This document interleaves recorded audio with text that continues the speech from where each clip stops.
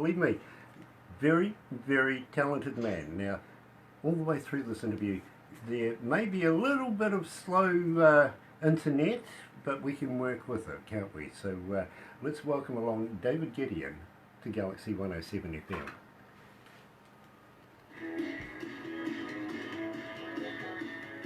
Absolutely loving the song, David. I really, really am. That's why I got production to put it up first. I really got a kick out of it. Also, love the Red Boot song.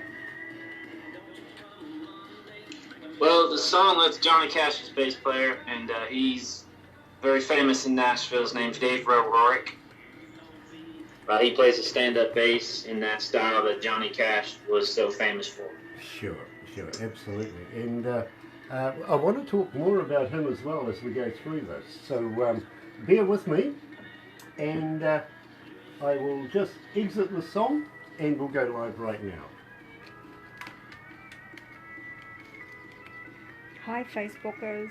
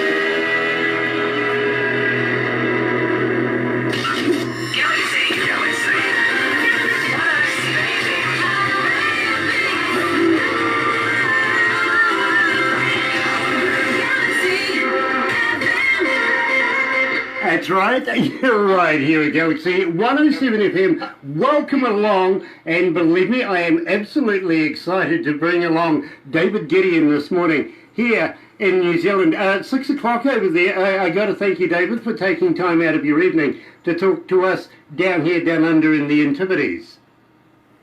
Absolutely, what a pleasure.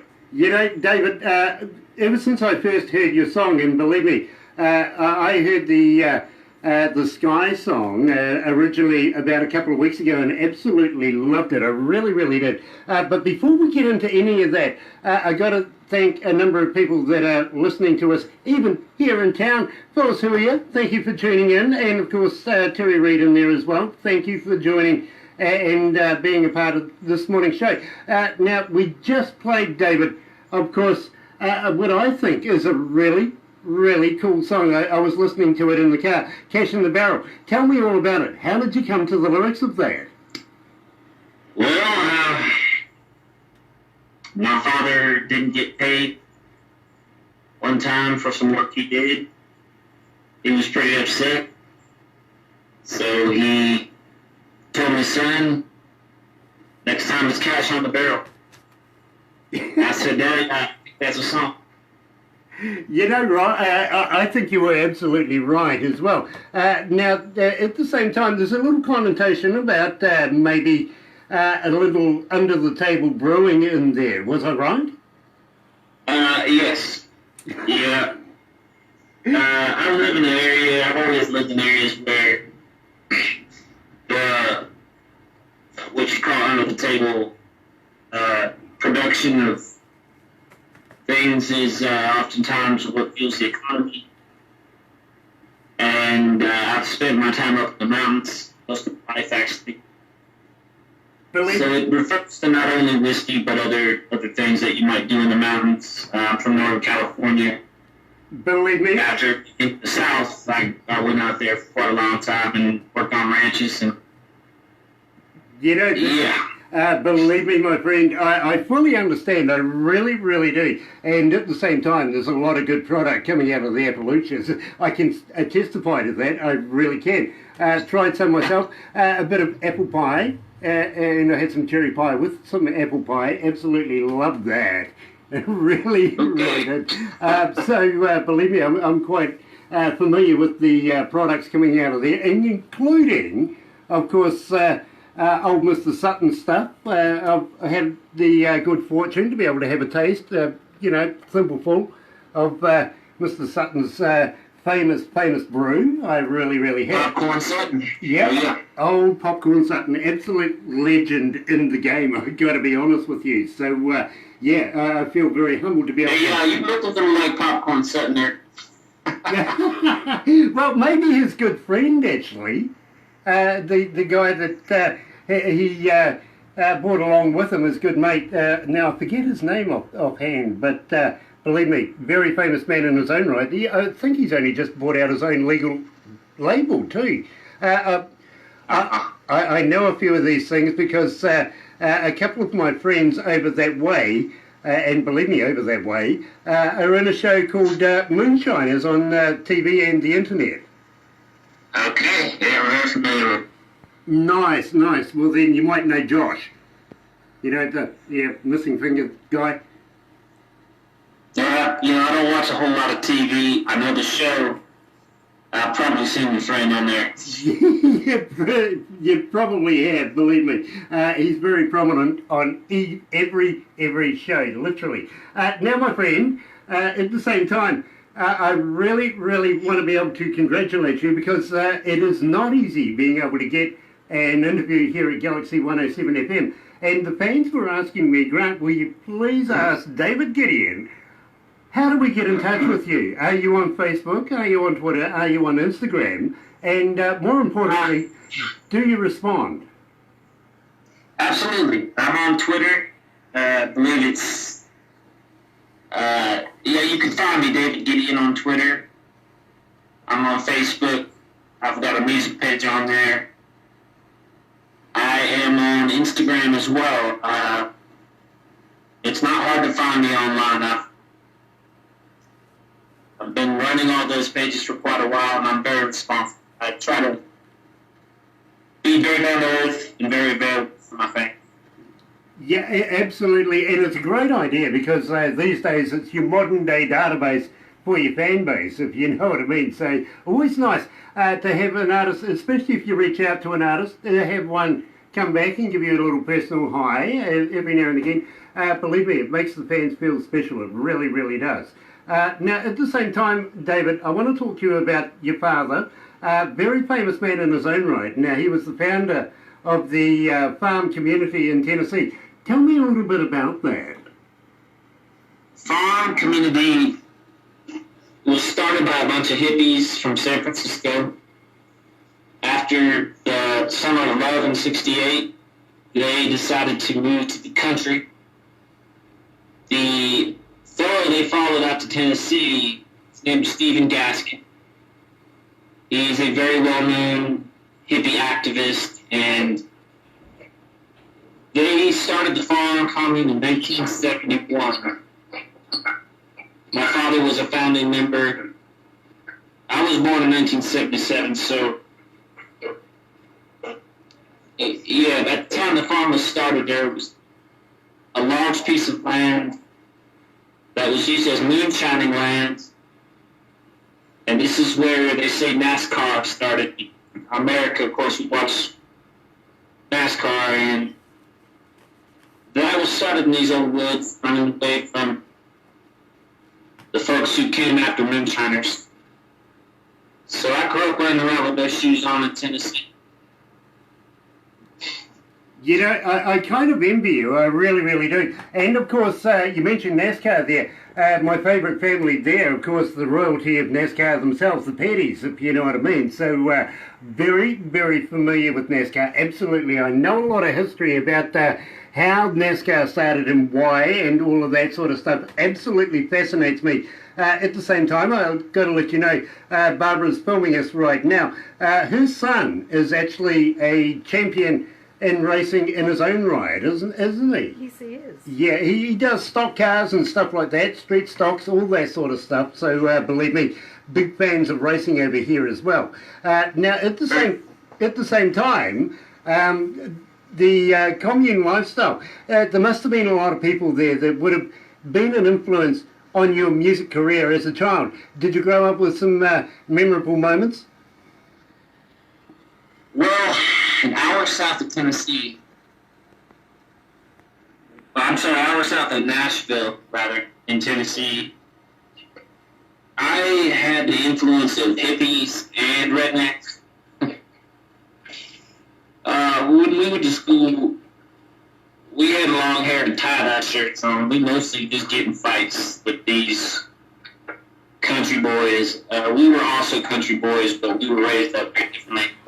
Sounds like you. Barbara just said, my friend, that it sounds like you. You know, I really got to agree with you. I got to agree with you too, Barbara. It really does sound like me.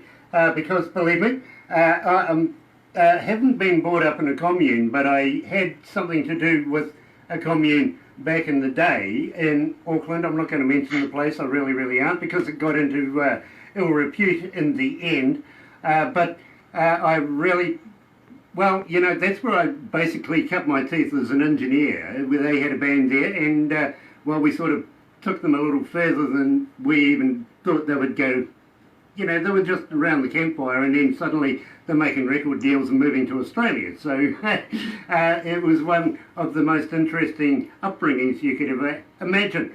Now, having said this, your mum moved out, and in the end she landed up in Key West. Now, you ended up in Key West as well, and you were playing jazz at the time. Now, tell me about your jazz career. Well, my mother worked for a famous treasure solver, or treasure finder. His name was Mel Fisher, and he discovered a sunken Spanish galleon off the coast of Key West named the Atocha. My mother was the director of his art department, and Mel Fisher was like an uncle to me. She didn't like the hippie commune I grew up on, so she had moved from Texas, where she dated the bass player for Threadgill. Threadgill is a famous club in Austin, Texas called Gill's now. I grew up in that club, and Threadgill taught me how to yodel as a kid. She later moved to Key West, where she was the director of the art department, Mel Fisher. And she would go with Mel every day after work down to a little club where they would play jazz. And I was very interested in drumming, and this old Japanese man who had studied under Billy Cobham, who was famously the drummer on Bitches Brew from Miles Davis. Billy Cobham's student was the drummer, so my mother paid him to give me drum lessons, and I joined the jazz chorus band in high school. That is so cool. It really is. Now, I got to be honest with you. I don't sing. Well, actually I do. I sing tenor, or maybe 12 miles away from anybody that can hear me. But I am quite proficient over the years of being a roadie and learning all the different instruments over the years. You had to pick it up to be able to do the job, if you know what I mean, and work my way up through the industry that way. But at the same time, now, I've got to be honest with you, this fascinates me. It really does, because I've only ever been there once. But you've worked at Disney World in Florida. My first big gig was, we won a competition down in Key West and ended up going to Orlando. But I'll be honest, I got caught smoking weed in my hotel room. And the band director, in high school, the band director told me I could play the show, but I had to wait on the tour on the school bus while they went into Disney World. I didn't get to go in. He let me play the show, but he wouldn't let me go into the park because they had caught me. They had come and smelled that in my room. I was believing that law even at that age. Yeah, 14, I think I was 14 years old. Believe me, bro. When I was about that age, I was sneaking into the faculty toilets to have one myself, and then of course, you know, we're blaming everybody else except us, if you know what I mean. Unbeknownst to us, of course, you could smell it on us, you know. So, oh man, that was my first big gig, was playing Disney World. Well, I've actually been to Disney World, I've got to be honest with you, but only as a tourist would. Unfortunately, toured around the world with a very, very famous band, and we had valets that were sort of pointing us to certain particular things that we had to do, like the art shows and, of course, the meet and greets and all that sort of stuff. And we got to go to, of course, Disneyland and Knoxbury Farm, places like that, if you know what I mean. So believe me. But at the same time, we used to love to be able to ditch these guys and get off and learn more about the city we were in down on the ground without having any pressures of having to go here and go there and be this and be that. We wanted to be ourselves and just go and find things. That's how we got into a lot of trouble, I've got to be honest with you.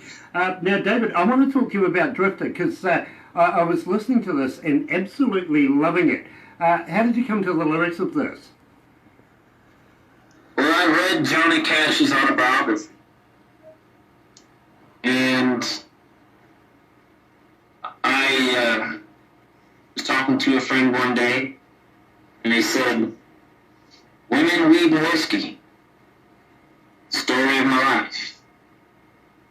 And I thought that was instantly a great idea for a song. I was reading this book about Johnny Cash, and so those two concepts came together. Johnny wasn't much of a weed smoker, actually, not at all. No, he was more into the alcohol, wasn't he? He was into pills, and he was into alcohol. Yeah, that's what I thought.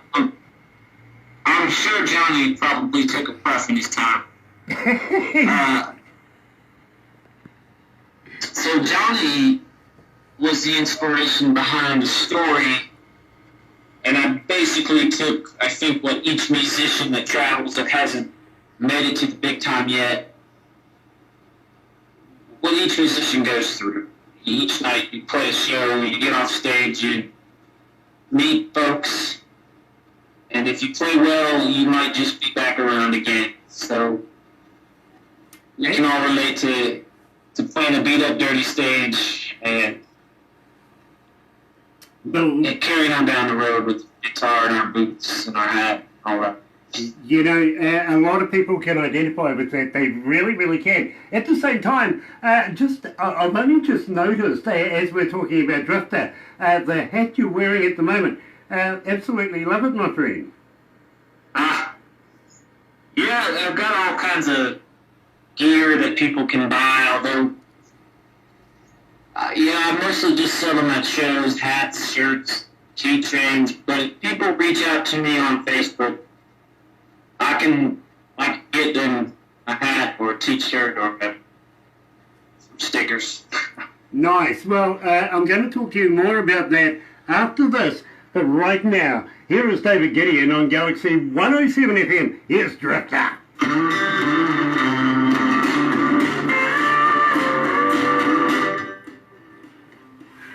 Hi, Dennis. Dennis. Hey, Dennis. Oh, Nice to have you along, my friend. Welcome. Are you all right there, David? Yes, sir. I hope I'm coming in nice and clear for you. Yes, you are. Yes, you are. the audio's good. The audio's good. Yes. It is. Every now and again your picture freezes up, but you come back again, so we won't panic about that. No, it's a nice smile. He does have, you see, Yeah. you get the good picture and then you get me. You know?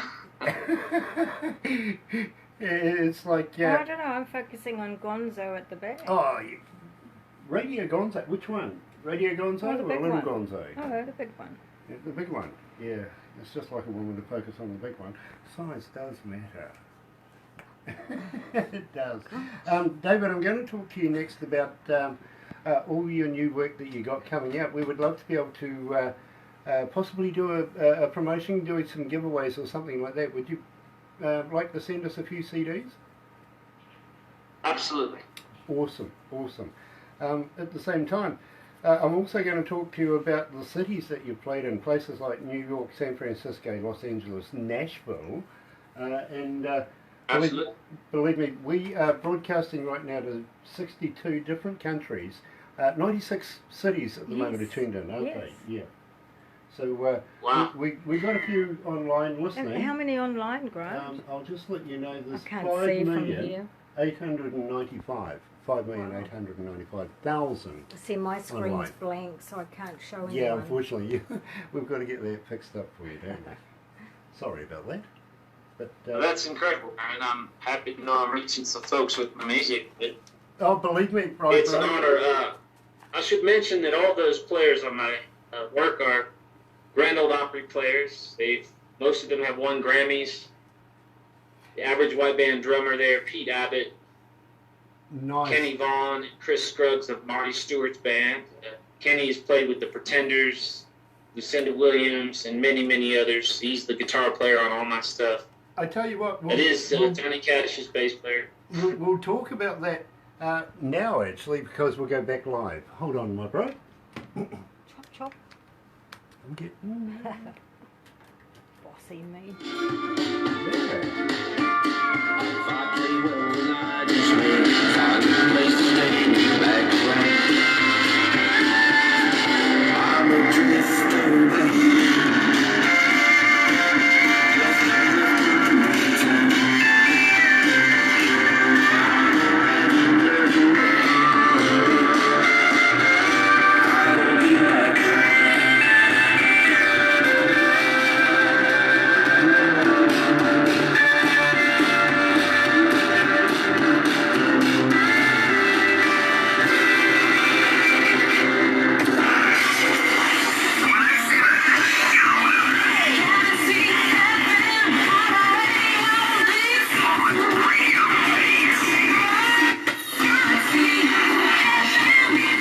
That's right, you're right here at Galaxy 107 FM, joined, of course, by David Gideon, coming out of New Mexico, and believe me, Silver City, New Mexico, very, very famous place in its own right, it really, really is. A bit of lawlessness went on there back in the day, a bit of Billy the Kid and stuff like that. Yeah, actually, this place was famous for outlaws. Jesse James, Butch Cassidy, Sundance, just outside of town in Alma. That was the end of the road for them after they robbed trains. Billy the Kid committed his first murder here. He escaped our jail. This is where he grew up. You know, It's a very small town. Go ahead, Grant. a place like that would be an inspiration for music all in its own right, wouldn't you say? Absolutely. Absolutely. Believe me, I would be absolutely fascinated to be able to walk in the footsteps in an existing town that had these people like, you say, Jesse James and Billy the Kid and all of these, you know, absolute air of history. And believe me, I get that. You see, I've been to the Grand Ole Opry myself, my friend. I really, really have. And I have a few favourite places there within the Grand Ole Opry that I'll go through with you at the meantime. But a lot of your band members have been quite notable in their own rights, in their own careers. Tell me a bit about your band. Well, I met Dave Rowe at a co-writing session I got thrown into Nashville for. He famously got a gig with Jerry Reed, was the one guy in Smoking Bank. And Jerry hired him on the spot 3 days after he got to Nashville for Hawaii. Dave then got offered a gig with Johnny Cash, who didn't audition him, based upon having worked with Jerry. He didn't play stand-up bass, and so the first gig, he tried to get through it, and if you know stand-up bass, you practically need surgery after playing it for the first time. And so after the gig, Johnny pulled him aside, and the band kind of had their head down. They wouldn't even look at him, and kind of said, "Son, you don't play that thing, do you?" And he said, "No, Johnny, I just wanted to say I played with you one time in my life." So he said, "You know the position this puts me in," and Dave went home, thought he was going to get fired. He got a letter in the mail on Tuesday from the House of Cash. And he thought, "Oh, this is my severance check." And it was a note from Johnny Cash, Bob Wills, bass player, who famously is the king of Western swing in Texas, Bob Wills. It was his name, the bass player's name, and a check for $3,000, and it said, "Go get some lessons." This is one of the most famous stories in Nashville. Dave doesn't even tell it anymore. he says he told it too many times, but Johnny Cash paid for Dave to go get stand-up bass lessons, and Dave played for Johnny from about 1990 until Johnny died. So Dave played on Hurt, for instance, that very famous Rick Rubin track that Johnny did towards the end of his life. All that old, that the American recordings that Johnny did towards the end of his life. Dave is on all of those. So that's the bass player you're listening to. My stuff. Now, at the same time, you're quite an accomplished drummer in your own right. So you used to drum and sing at the same time, which I think is not only do you have to be ambidextrous to be able to be a drummer, but your mind has to work in so many different levels to be able to sing at the same time. Now, tell me about the band Vibe Tribe back in the day. Is it okay to talk about them? Yeah, we were from this commune that I mentioned. It's called The Farm. It's very internationally known, so those who might be listening may have heard of Stephen Gaskin's Farm. Stephen was a big fan. We were a band that got started there, and we've been on tour. We actually dropped our album down in George Jones' studio in Nashville. And when I say dropped it down, we showed up with a DAT tape wanting to burn CDs, and they said, you have to give us a CD. So they put us in George Jones' studio to drop a DAT to CD, and we've been on tour from Tennessee and played about 80 shows in 6 months out in California. That's amazing. We played all in music. I was doing a lot of different styles. Than just country music. And although Jamaican country is what reggae actually is. Right, exactly. Now, that just shows your versatility, or your diversability in understanding music. Not only have you done jazz, but now reggae music. And, of course, we're talking country as well. And believe me, my friend, very, very honoured to be able to talk to you. I think you're the future of country music, I've got to be honest with you. Now, David, at the same time, you've played in cities like New York, San Francisco, Los Angeles, Nashville. Have you ever been out of the United States? I haven't. I kind of just, I'm approaching this because, believe me, I kind of would love to be able to entertain the idea, maybe asking you, would you be interested in coming down under and playing in New Zealand? Absolutely. It's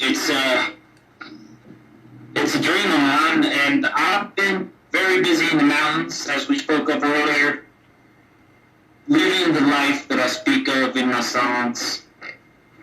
That keeps you pretty locked down, as you may know, the old ball and chain on the mountain. And I have recently been touring around the United States. I play the second oldest bar in San Francisco, the Utah Hotel. And that's a very well-known spot. And I flew out to New York. I have an investor who helped me with a lot of music and touring. And she lives in Staten Island, so I play a few shows around New York. And then Nashville, I played world-famous Tootsie's, which is a big honky-tonk, and I played Tootsie's several times. And on Broadway down in Nashville, I played a lot of those bars down there to cut the teeth. The musicians that are on my album are all very, very well known in Nashville, so I got a lot of love there. Recently, I just moved from Nashville to city. Nashville's gotten kind of crazy. They got so much traffic now. The city's just tearing down all the old cool buildings and building high-rises. The rent is going up. I was living in one of the Dixie Chicks' houses, actually. Sony was paying her bills there, and the owner said, hey, why don't you live here when we sell it? So I spent about 4 months living in one of the Dixie Chicks' houses. It was kind of cool. So I left all that to come here. I don't quite know why sometimes, but the big city ain't really my thing.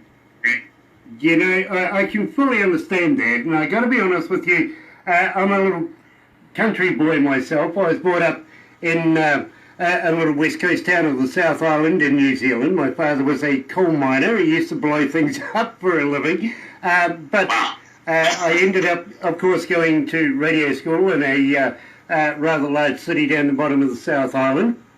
And my first job was in the biggest city of New Zealand. Of course, nothing prestigious. I was working for a radio station doing mid-dawn stuff from midnight until 7 o'clock in the morning when the breakfast crews came in to do their job, if you know what I mean. So, and believe me, I spent a number of years doing that for a very famous radio station called Radio Hoaraki here in New Zealand, and top of the dog. Anyway, so believe me, it's been any sort of suggestion you're going to do this live outside of the studio, give it away. They didn't want to do it. So when competitions and big companies came into the country and wanted to do shows and have a DJ introduce their band to the crowds, namely Western Springs, Mount Smart, places like that, guess who got the job? I did, every time. So it used to be one of these things where I'm absolutely comfortable in a very big crowd, anything from 10 to 100,000. No worries, I can do that. But I just got to ask you, and let's set the scene now, where the crowd's there, the band's on stage, all the lighting, everything's all working. Just prior to going on stage, do you get the butterflies? You know, I really don't anymore. I don't. I think you get a little nervous if your materials weren't well rehearsed. That'd be the only thing that'd get me off. Yeah, I can see that too. I got to be honest with you. As I said, I'm very, very comfortable with a large crowd. But just not so long ago, actually, I had to go and make a speech, would you believe, to some retired business folks. And there was about 70 of them just sitting there, all grey-haired, you know, sitting there looking at me. And, well, that really made the bum cheeks clench a lot, to be quite honest. You know, I wanted to mention something. You know, right now in the USA, we got some pretty weird politics going on. And country music is traditionally pro-flag, you know, real right-wing type messages. There is a contingency of folks that are expressing what the people really, when I say the people, I mean what the grassroots people really feel. And the politics of the USA don't always express that clearly. I mean, you got these jerks in office that do not necessarily represent what people here in America always feel, and so we are entirely misrepresented in a lot of ways.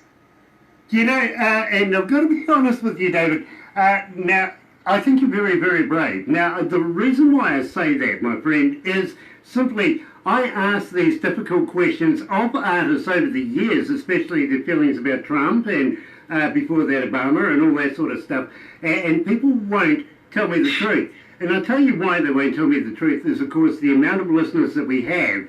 They don't want to be sort of embroiled and caught up with sort of things like that. So it is refreshing to find somebody that absolutely tells me as it is, my friend. And I've got to thank you for that. I won't press you for any more at this time because I'm being told, you know, sometimes the political line is a tight one and we don't want to get into any kind of trouble. But at the same time... It isn't about politics of left or right. It's just sometimes you feel like these politicians are so out of touch. Of course, absolutely. The politicians, they're never in touch. They never have been in touch. But believe me, they will lie to your face just to get your vote so they can continue to run amok. You know what I mean? And I don't really like to talk about politics either. It gets you in trouble around here for sure, especially in country music. Absolutely. And I think you understand what I mean. I absolutely do, David, and I am a sympathiser and think the same way you do. I really, really do. But we won't press that any further. David, Heart Full of Hope, tell me all about it. Tell me again? I'm sorry. Heart Full of Hope, tell me all about it. Yeah, Heart Full of Hope is a song that, you know, it reflects some troublesome times I've had where down here in the desert and just feeling so out of touch with the rest of the world, feeling like my music's not getting out there quick enough, howling at the moon, getting drunk and smashing the guitar, and getting your heart broken, and then recovering all of that and getting your vibe together, putting on a nice clean shirt and driving a truck on down to Texas to a place where the skies are blue and, you know, the cattle run weird. It's kind of it's just a mishmash of different ideas, but, you know, essentially, I think we've all had our heart broken. I think we've probably all gotten drunk at a time or two. I think we've all done things we regret, but we all have the ability to redeem ourselves. And when you travel, it always gives you a fresh perspective. I think that's what that song's about. Fair enough too. And David, absolutely love it. I got to be honest with you. So right here at Galaxy 107 FM, here is David Gideon. Heart full of hope.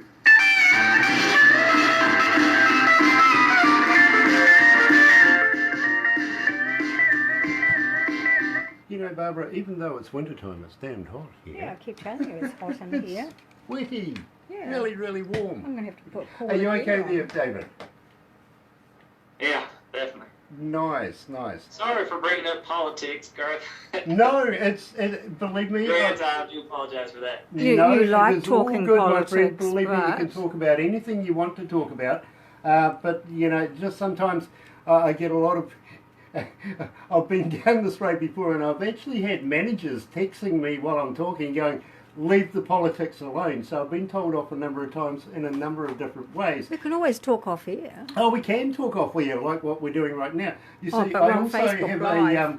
a ban on me. My staff have put a ban on me because I'm not allowed to give Australians a bit of stick as well. And I mean, they're Australian. Why not? Tell you what, I can't wait to make it down there. I hear New Zealand's one of the most beautiful places in the world, and wow, I'd just love to make it down there and also land down under. Well, I tell you what, we're going to talk Fascinating. We'll talk about that next. We really, really will, because we would love to have you down here, down under. But don't be surprised, we do a few crazy things down here, my bro.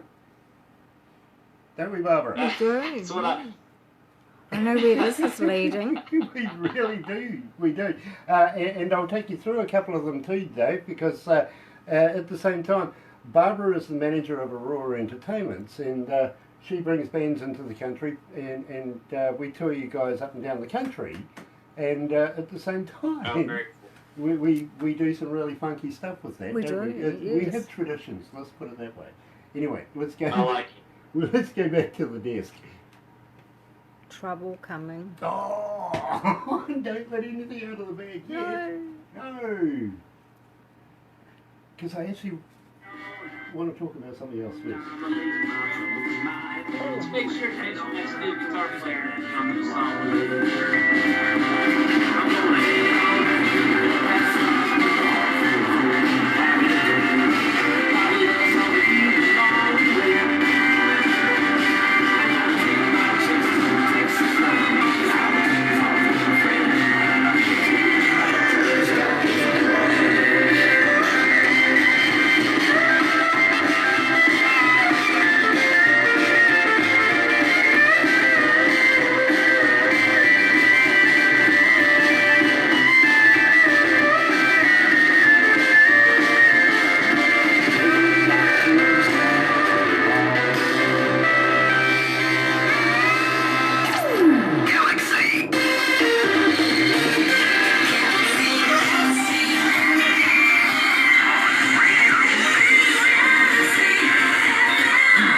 That's right, you're right. Here we go. It's 107 FM. Got a bit of an echo back? Yeah, let's try that. Any better? It's much better, thank Much you. better? Okay, sorry about that. A little bit of feedback there.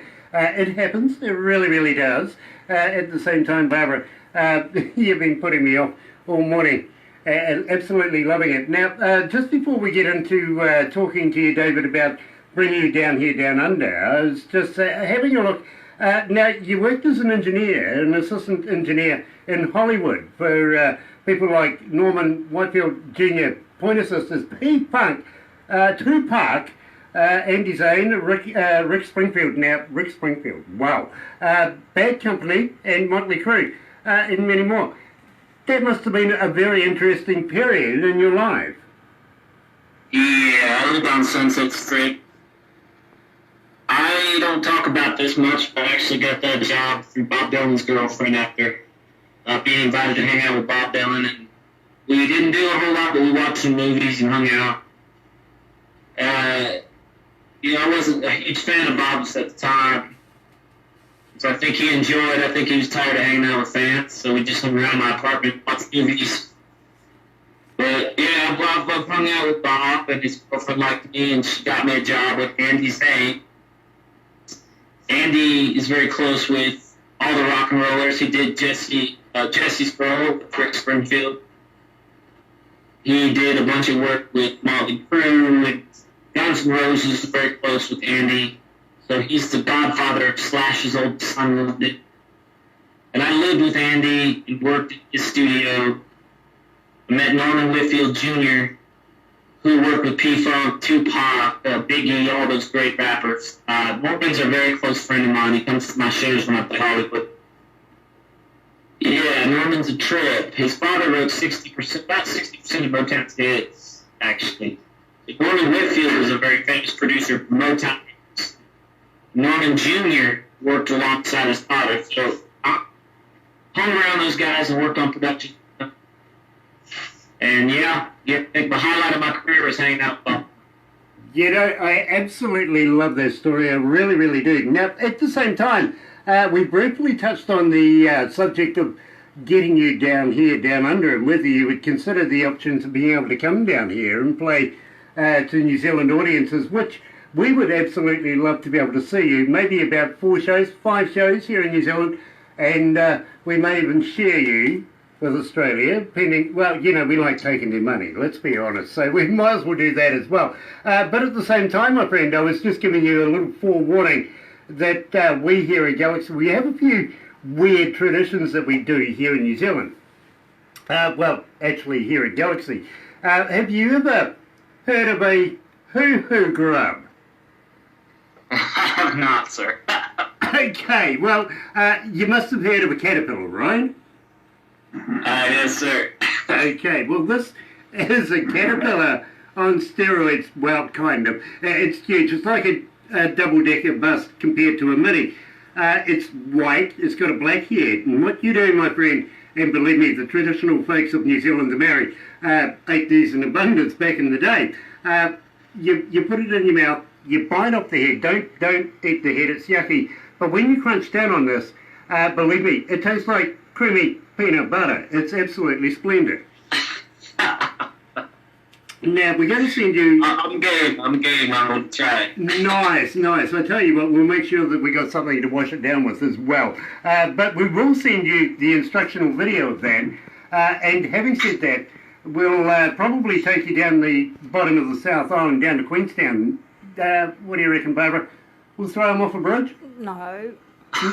But he might like it. He may like it, well, the sounds of it. Barbara's defending you, going, no, he may not like it. But believe me, my friend, we have a thing.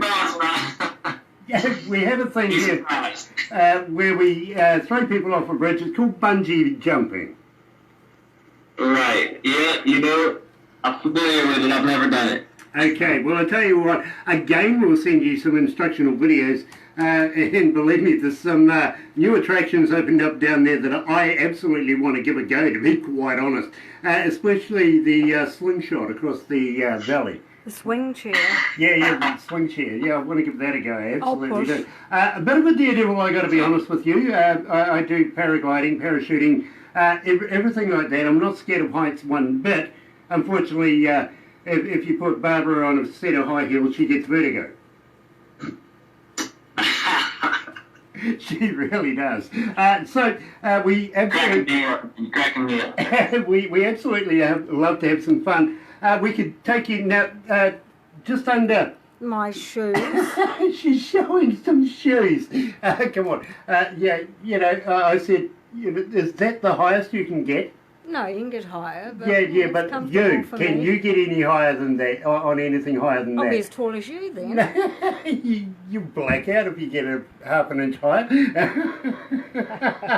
Yeah. Y'all seem like a lot of fun. We love to have fun, and believe me, the breakfast show is a lot of fun as well when we get into it. Now, at the same time, my friend, we're going to bring you up to a place 45 minutes, an hour away from where we are right now. Now, we're in a triangle, basically. There's 3 cities around us.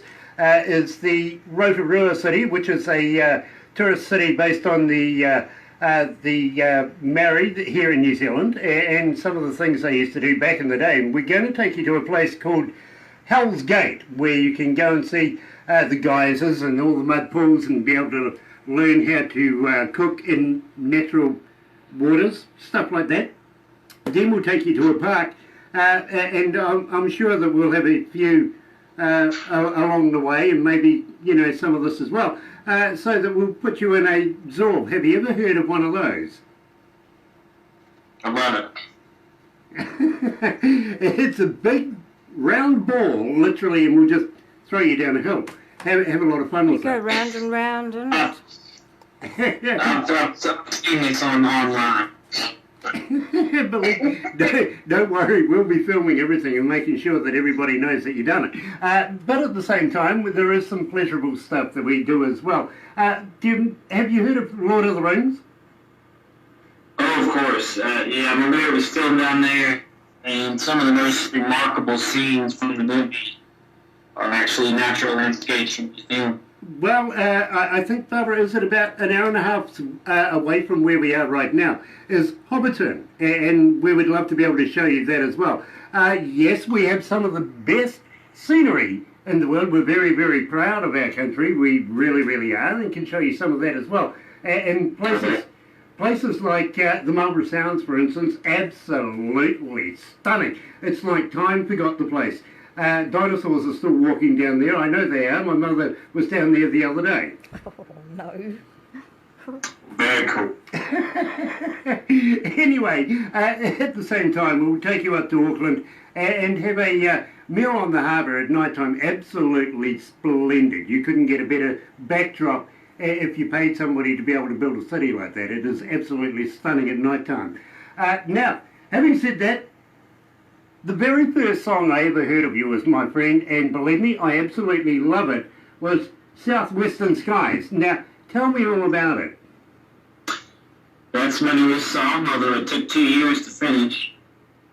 I'll be honest, I cut the vocals probably 5 different times, worked in one of Tom Waits' studios, California, didn't like vocals. I cut them on Broadway in New York, didn't like the vocals.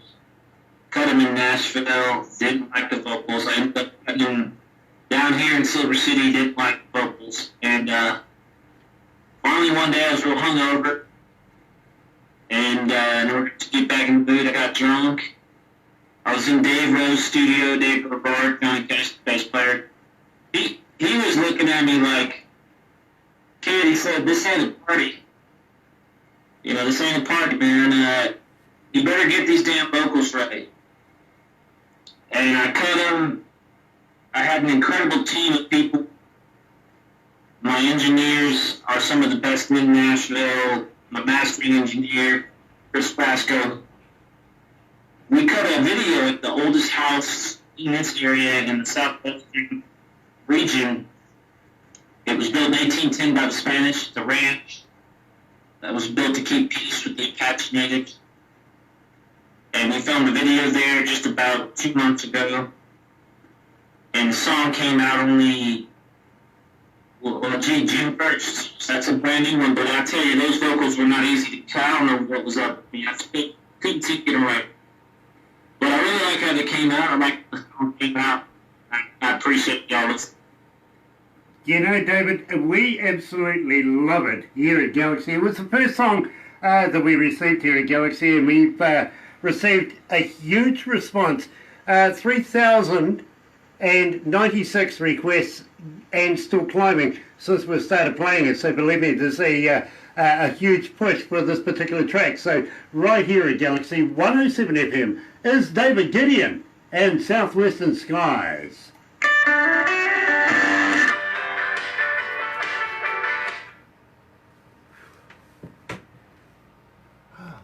It's hot up here, Barbara. We're not up, we're on one level. Oh, it's still hot in here. Are you good? Yes, sir. The steel guitar player is Earl Scruggs' grandson on all those tracks. And he is one of the most famous steel guitar players in Nashville right now. And I'd like to give mention to him and Kenny Bond, just out of respect. That's Chris Scruggs, Earl Scruggs' grandson of Flatt and Scruggs. He did the Beverly Hillbillies theme song. Nice. Well, I tell you what, we will do that as we come back to the interview. The next one we have is Wings of an Angel. And I've got to be honest with you, I'm rather biased about this because I fell in love with this song when I first heard it. And it's only been a couple of days since I've heard it. And absolutely love it. I can't fault it as an engineer, I really can't. And I played it this morning because you were the feature artist this morning in the breakfast show, and I played it this morning, and a huge amount of people wanted to know more about it, so I'll ask you about that as well. Especially where you got it recorded and who the producer was, actually, was the questions that were coming in. And then after that we got Red Boots. All right. Yeah, Wings of an Angel was something I wrote for my mom. We can get into the story as soon as you're ready to. Sure, absolutely brilliant. But the first, before we do that, I'm actually going to ask you about getting some merch off you and a few bits and pieces, because we would love to be able to do a competition, a bit of a giveaway, maybe some CDs, T-shirts, stuff like that.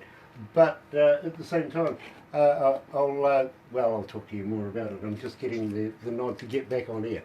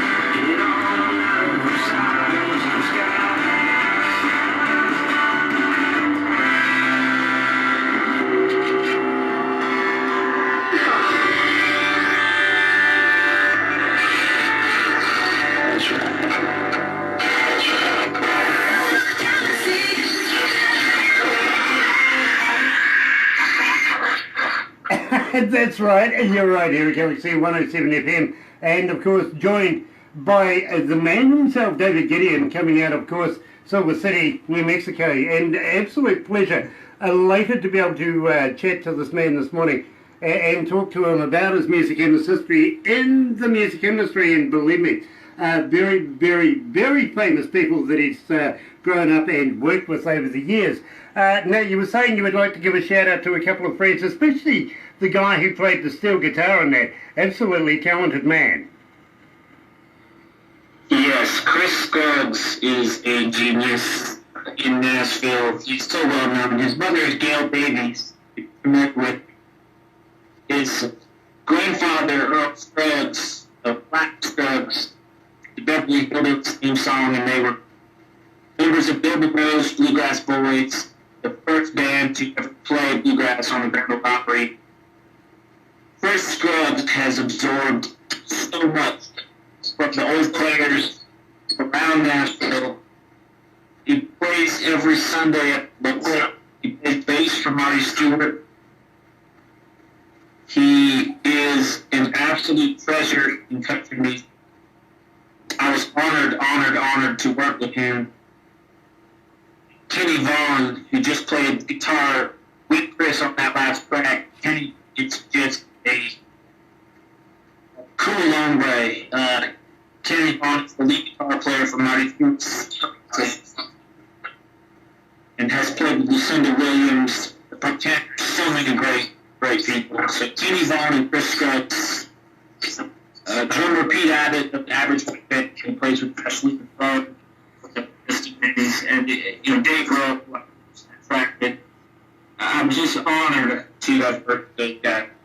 Believe me, that is a very, very huge lineup, and a pleasure in your cap to have these people working with you, and at the same time.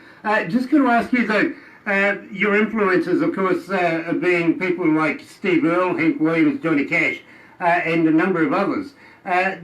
Those guys, were they responsible for shaping your music as we hear it today? Well, I have not been listening to the radio. I can put that clearly to you. Country music radio is the bane of true country. That pop music that they call country nowadays, I don't want to disrespect those artists that do it. I know they make a lot of money, Luke Bryan, Toby Keith, kind of guys. But it's really more about folks like Townes Van Zandt, Joe Ely, Steve Earle, folks like that, Doug Kershaw, fiddle player, Bill Monroe, of course, being one of the greatest, having invented bluegrass with his Bluegrass Boys. Artists like Johnny Cash, of course, and, I really love Ernest Tubb. I really love Farron Young.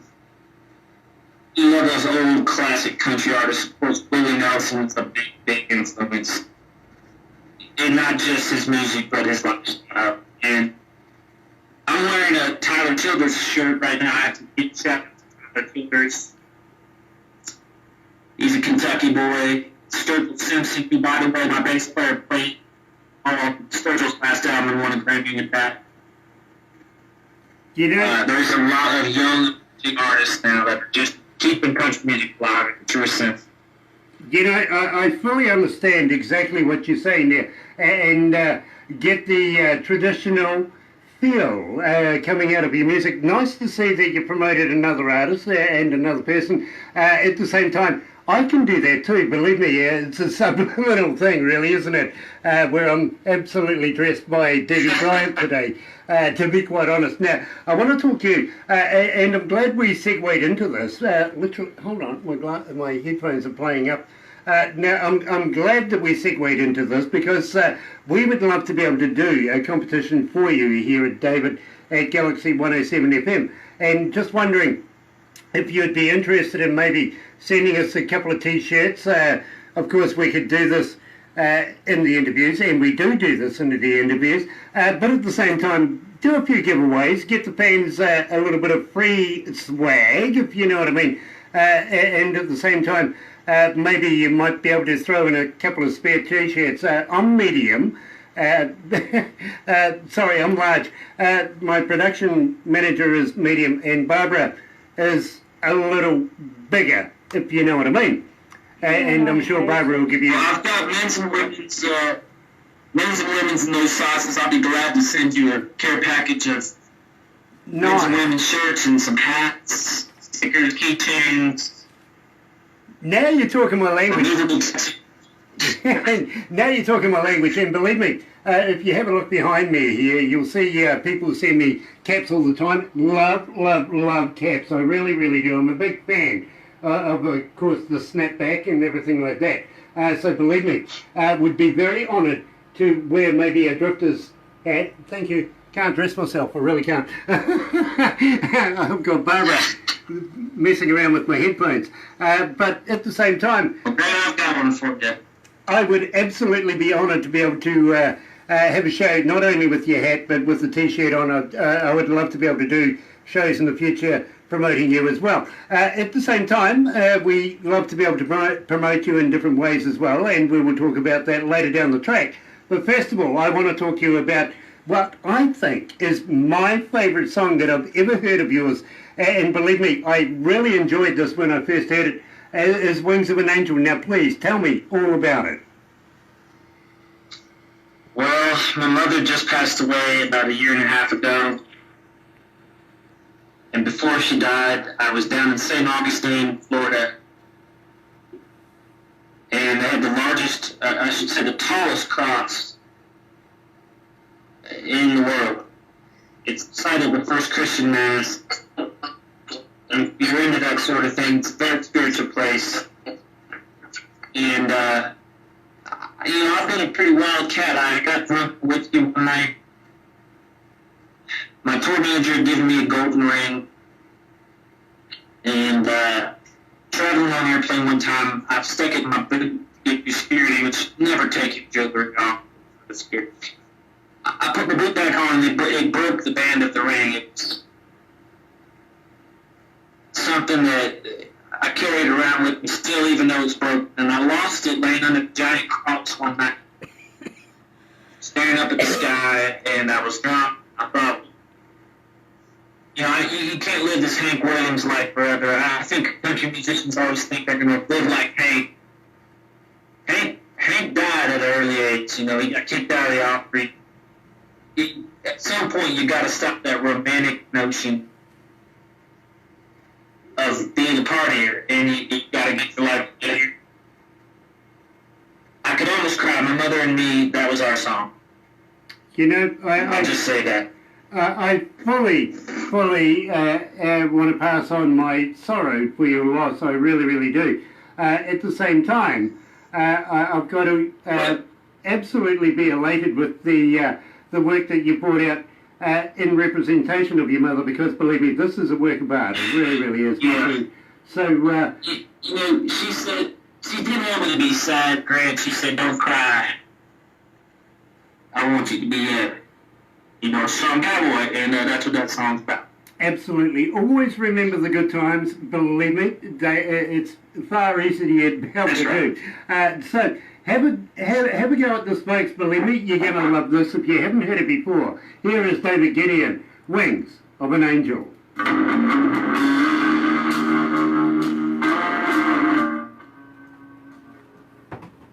I love this track. I really do. Nice. Much Me respect too. on this. I really do. Absolutely love this, David. You okay there, my friend? It was a little emotional, but I'm all right now. Good. I'm sorry. I'll tell you, that song, I was bawling my eyes out, Grant, when I recorded that. I was broken down in the studio, and those guys, Kenny Vaughn says to me, hey man, we're not even going to charge you for this. And they did that for free. Wow. They did not charge me for that song. And I think that all that emotion, I wanted to recut the vocals, and the engineer said, hey man, that is exactly what music's supposed to be, and we're not going to redo that. And you keeping that. It was that magical. I mean, just for them to do it for free says enough. Mm-hmm. Believe me. Boys aren't cheap. Believe me, I fully understand. I really do. So we're going to go into Red Boots next. And I want to talk about the video, if that's okay with you. And of course, we're talking about Dean Miller, son of Roger Miller, and things like that. So believe me, very, very talented man. And by the way, Dean is touring Europe right now. He's resurrecting his career. He's a big artist in his own right. Nice. His father being Roger Miller. Lot of pressure there. A big set of boots to fill. Yeah, and Dean is a sweet guy. I wouldn't like to try and fill Roger's shoes at all, to be honest with you. So, Can you imagine trying to have to live up to any kind of expectation of Roger Miller? I mean, What a great artist Roger was. What a genius.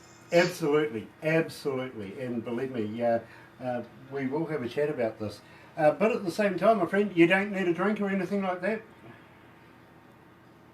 You know, they're about to close this coffee shop where I am, and I think they're keeping it open at this point for just a little longer. So we'll go ahead and I'll go ahead and stay focused. Okay. And please thank the folks for tolerating with us. What's the name of the company? And what's the name of the yell company? out Yeah, I the don't name. even think that they're getting into when I walked in here. What's the name of the place where you're at so we can give them a shout out? Yeah, actually, this is my friend Paulie's place, and let me ask real quick. Who on a big radio station broadcast?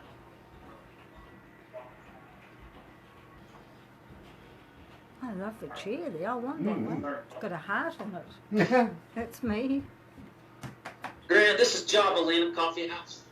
Well, Paulie's the owner, and she's wonderful. nice. Well, I'll tell you what, when we come back on air, we'll give them a bit of a shout out. What do you reckon, my friend? Paulie at Javelina down here in Silver City, New Mexico, absolutely. Brilliant. Because if they're going out of their way to be able to stay open so you can continue to do this, I really, really respect that. And for you guys... I love you too, Cheryl. And Spirit Call. Oh, Cheryl! Tony, love you all. Hey, Cheryl. Thank you for the Yeah. lipsticks, believe me. Cheryl, Galaxy lipstick, and I think it's just my colour. We did a Facebook Live. We did. You'll receive something very, very shortly, a copy of that. Hi, Tony for Cyrus. Um, I think your dogs have got sorry, out. David. I've got just talking to some people online that are following us. One of them is Cheryl Your from... dogs have got out. That's okay. It's all right, they're okay. One of them is from the band Blue Mariah Band, and she sent... Don't know whether you can see that. I can. It's a Galaxy lipstick, and she sent it to Barbara a number of weeks ago. Now she sent us all one, and I think it's just my colour. I think we're supposed to do a competition with one of them.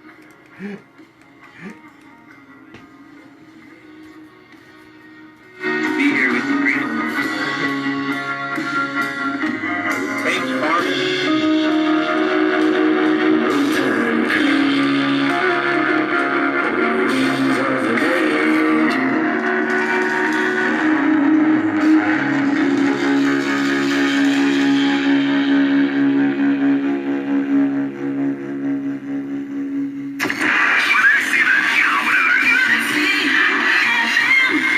That's right, you're right here at Galaxy 107 FM, and I'm sorry, David, I'm just sitting here this morning's post. You see, Cheryl and the guys from the Blue Mariah Band, including her sister, recently sent us a few swag and products and stuff like that, and of course there was a little something special in there for Barbara, which was a Galaxy lipstick, which I found rather fascinating, I've got to be honest.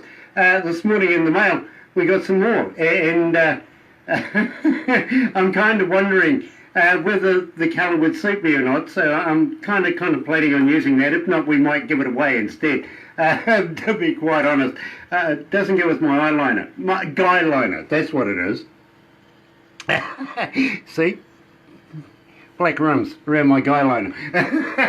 Sorry about that, my friend. Now, we come to the important bit, because believe me, I want to give a big shout out to the cafeteria where you are right now. How would you like to give us some details of the place where you're at? Well, down here in Silver City, New Mexico, we have a coffee shop that's basically like the living room of town. Everybody comes and hangs out. It's a small town, it's a small family, and the owner, Polly, is just wonderful. We are at Javelina Coffee House. So I want to shout out to them, thank them for having me down here for the interview. You know, brilliant, absolutely brilliant. I've got to thank them personally myself for tolerating staying open a little longer to be able to conduct this interview with you, my friend. So big ups to your particular coffee shop right now, and I really, really thank them for that indeed. Now, we've come to the pinnacle, really, because this, I think, is causing a huge amount of interest right now, is a song called Red Boots. Now, tell me about the video, because there's a rather famous son involved in this, isn't there? Yes, I was very honored to work with Roger Miller's son, Dean Miller, who directed and produced the video. Now, where did you take the video? Where was it first originally shot? Yeah, actually, the very famous bar in Nashville that Jerry Reed opened, and it's called the Nashville Palace. It's a very famous place. Okay, because believe me, I absolutely loved the video. I really, really did. And big ups, of course, to Dean Miller. I heard he's touring right now through the UK. Big shoes to fill right there. I believe he played Austria last night. So, Dean Miller, thank you so much for the opportunity to work. My executive producer, June Roberts, who was a chief investigator for the NYPD. She's happily retired. She loves country music. She's in the video and executive produced it. And of course, Chris Scruggs was in the video. Dave Rowe, Pete Abbott.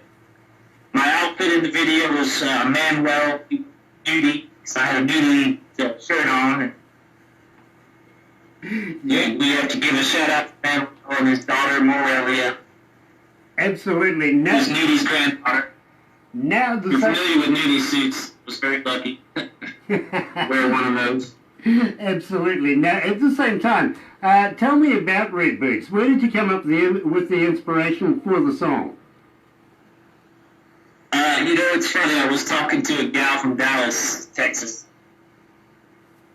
And she said to me, she's a wonderful nurse, owner of a art gallery, and she's a nice lady. You need to make a song about red boots, baby, short shorts, baby. And I said, I might toss out the cover girl rhyme, and I'll stick with the concept. And I don't think there's any girl out there that loves to dance to country music that doesn't want a pair of red boots. There's nothing such. I love the concept. I really, really do. So right here at Galaxy 107 FM is, of course, the man himself, David Gideon, and Red Boots.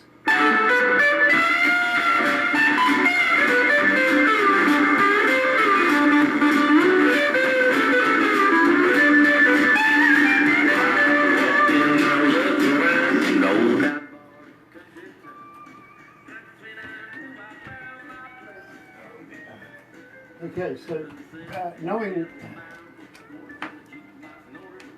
knowing that the good people in your cafeteria right now are looking to close up and go home, we'll make this really, really quick after this. What do you reckon, Barbara?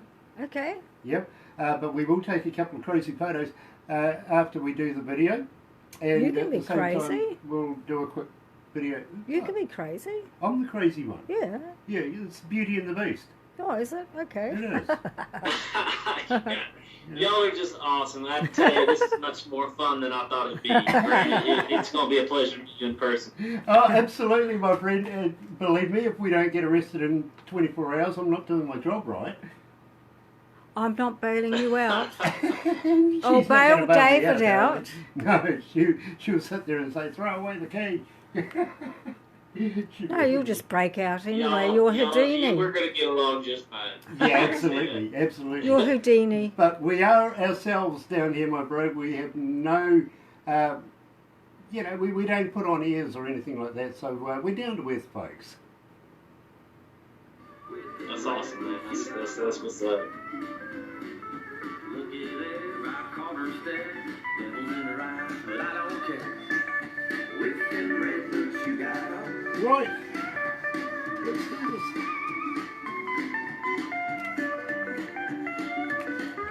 With them red boots you got on.